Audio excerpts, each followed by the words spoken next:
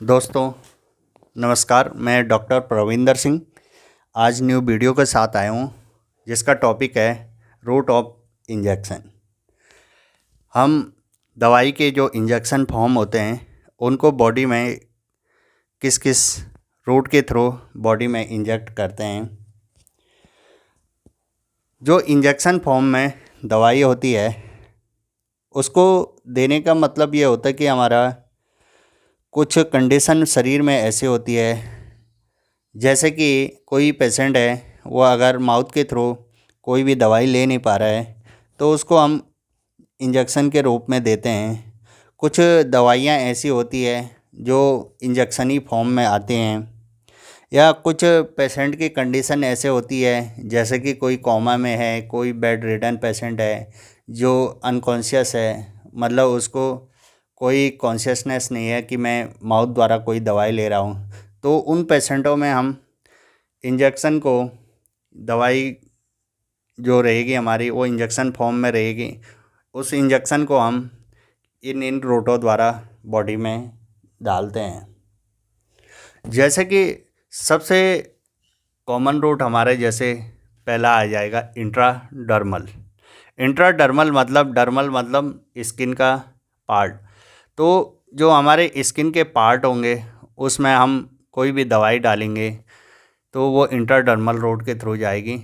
तो उसमें BCG allergy के कोई भी टेस्ट होता है तो हम इंट्राडर्मल रूट के थ्रू उसको करते हैं।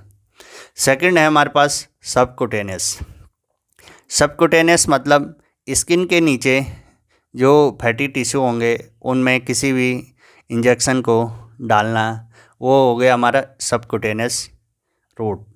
उसमें हम कॉमनली इंसुलिन को यूज़ करते हैं। जो इंसुलिन का हमारा हार्मोन्स इंजेक्शन होगा उसको डायबिटीज़ के लिए यूज़ करते हैं, तो वो सबकुटेनियस रूट के थ्रू ही हमें दिया जाता है।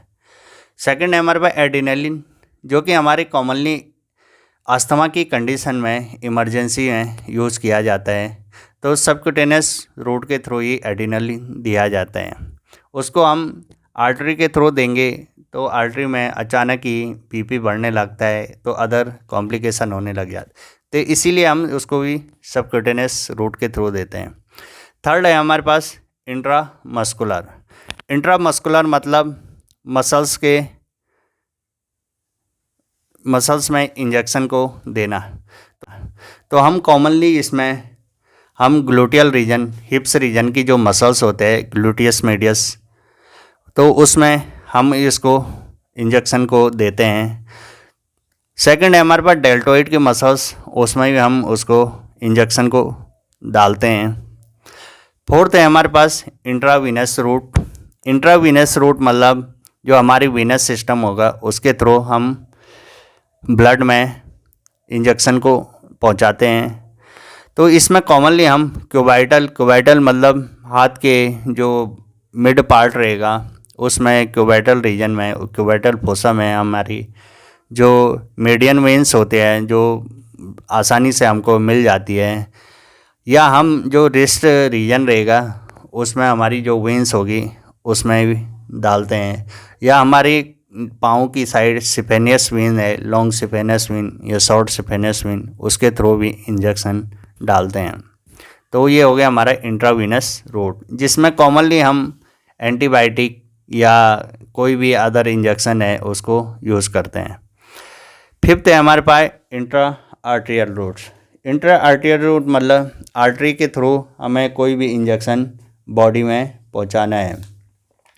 तो आर्टरी के थ्रू हम कुछ इंजेक्शनों को यूज़ करते हैं, जिसमें कि हम जैसे कि आपके डाई है, किसी स्ट्रक्चर का स्टडी करना है तो हम उसमें डाई का यूज़ करते हैं, तो वो इंट्रा आर्टेरियल रूट के थ्रू यूज़ करते हैं।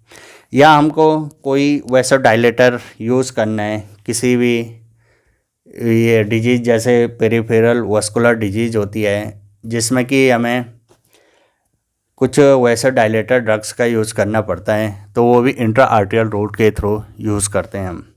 या हमें कोई भी मैलिग्नेंसी वाली कंडीशन है तो उसमें हमको आर्टरी के थ्रू ही इंजेक्शन जो मैलिग्नेंट सेल्स होगी उस तक पहुंचाना, तो उसके लिए आर्टेरियल रूट हमको प्रेफर करना पड़ता है। 6 है हमारे पास इंट्राथीकल रूट। इंट्राथीकल यूज हम स्पाइनल एनेस्थीसिया के लिए यूज़ करते हैं, या कोई हमारी एंटीबायोटिक या कॉर्टिकोस्टेरॉइड है जिसको हम मेनिंजाइटिस में यूज़ करते हैं, तो वो हमें इंट्राथीकल रूट के थ्रू ही हम इंजेक्ट करते हैं।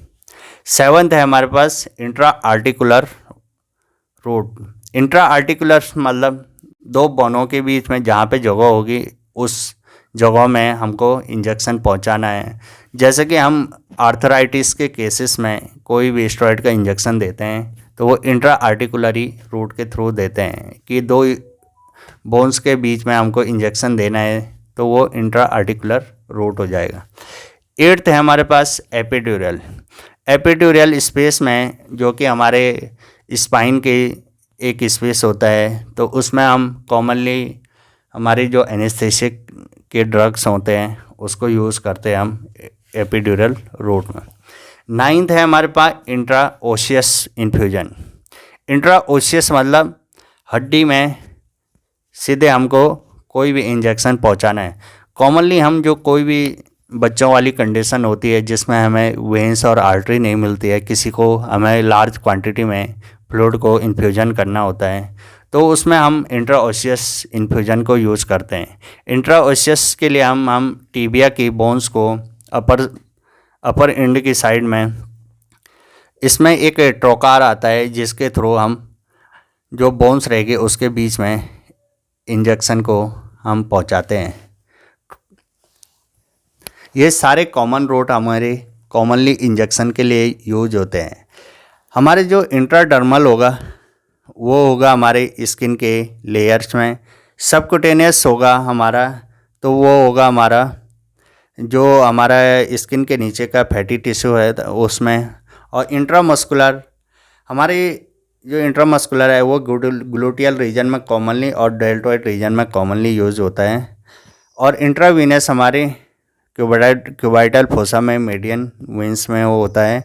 इंट्रा आर्टिकुलर में हम मैलिग्नेंट वाली जो दवाइयाँ होंगी उनको यूज़ करते हैं।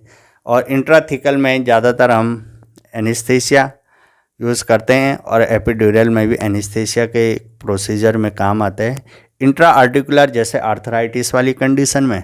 और 9th है हमारे पास इंट्राओशियस इन्फ्यूजन, तो वो हमें लार्ज क्वांटिटी में किसी भी जिसमें वेंस और आर्टरी नहीं मिल रही हैं तो उसमें हमको यूज़ करना पड़ेगा बोन्स के अंदर। तो ये सारे हमारे कॉमन रूट ऑफ इंजेक्शन है। Thank you, have a nice day.